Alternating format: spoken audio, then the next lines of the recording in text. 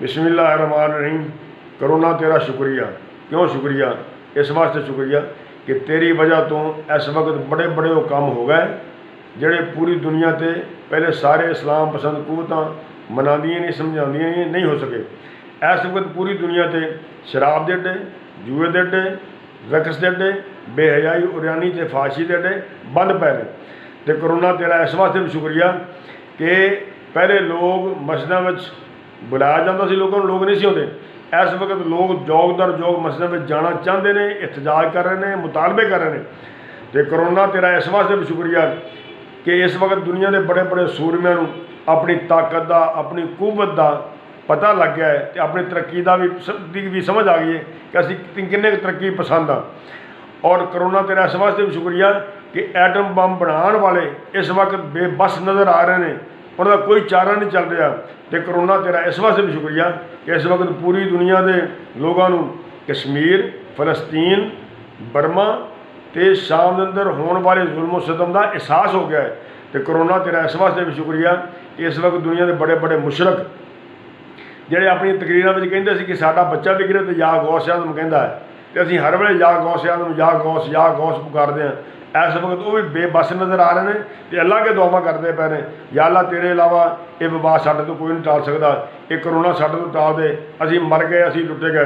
तो करोना तेरा इस वास्ते भी शुक्रिया कि इस वक्त पूरी दुनिया अमर बिल मारूफ तो नही अनिल मुनकर का काम कर रही है, यानी लोगों को नेकी का हुक्म दे रही है, तो बुराई तो लोगों को मना कर रही है। तो करोना तेरा इस वास्ते भी शुक्रिया कि तेरी तू वो गल समझा दी जी लोगों को समझ नहीं आई। अल्लाह के प्यारे महबूब अलैहिस्सलाम ने 1400 साल पहले फरमाया सी कि अतहुर शतरुल ईमान, सफाई रखो, सफाई ईमान का हिस्सा है।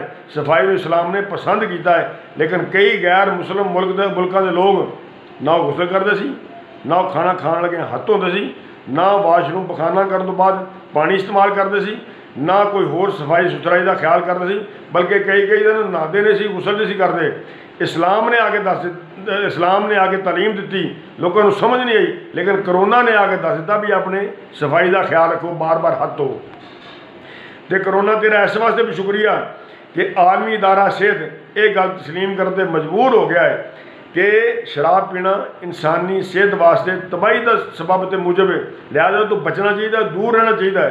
और सेहत के तमाम आलमी इदारे ये गल मनन ते मजबूर हो गए तस्लीम करते कि हराम जानवर और मुर्दार जानवर जिन्होंने इस्लाम ने हराम करार दिता है, वो जानवर इंसान की सेहत वास्ते नहायत मुज़र और नुकसानदेह ने, उनको बचना चाहिए।